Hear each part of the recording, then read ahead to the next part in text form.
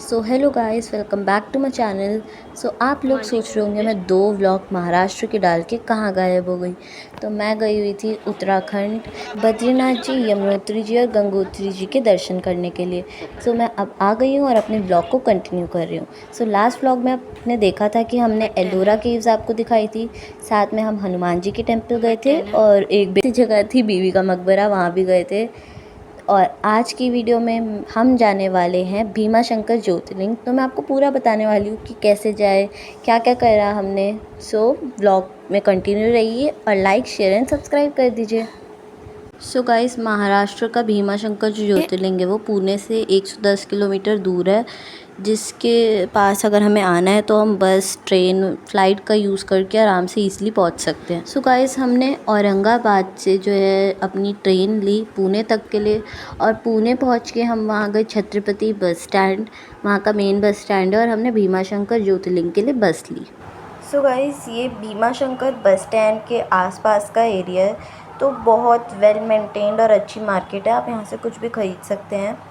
और भीमा शंकर ज्योतिर्लिंग तक जो बस जाती है उसका प्राइस 180 या फिर 200 रुपीज़ तक का ही है। तो गाइस, जो बस स्टैंड का नाम है वो है छत्रपति शिवाजी बस स्टैंड।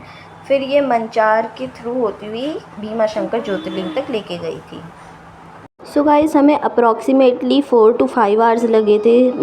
यहाँ पे लोग प्राइवेट टैक्सी से भी जाते हैं या फिर शेयरिंग टैक्सी से, पर उसका जो रेट होता है वो कॉस्टली हो जाता है। इट्स लाइक 3000 to 4000 अगर आप शेयरिंग टैक्सी में जाओगे, और अगर प्राइवेट में जाओगे तो 6000 to 7000।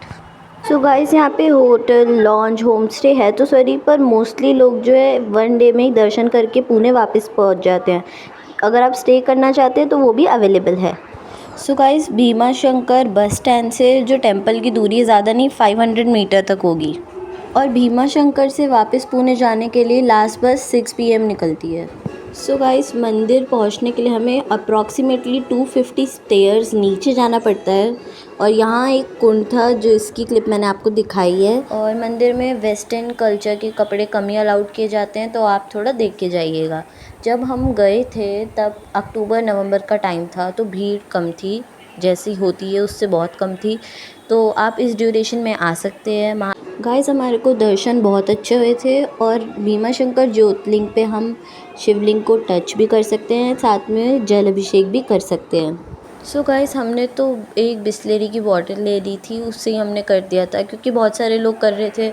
अब हमें पता तो था नहीं कि पानी अलाउड है, चढ़ा सकते हैं या नहीं, तो आप ऐसे ट्राई कर सकते हैं। सो गाइस, भीमा शंकर मंदिर के पास ही दुर्गा मंदिर, गोरखनाथ मंदिर और सीता मंदिर भी है, तो वहाँ पे भी आप दर्शन कर सकते हैं आराम से।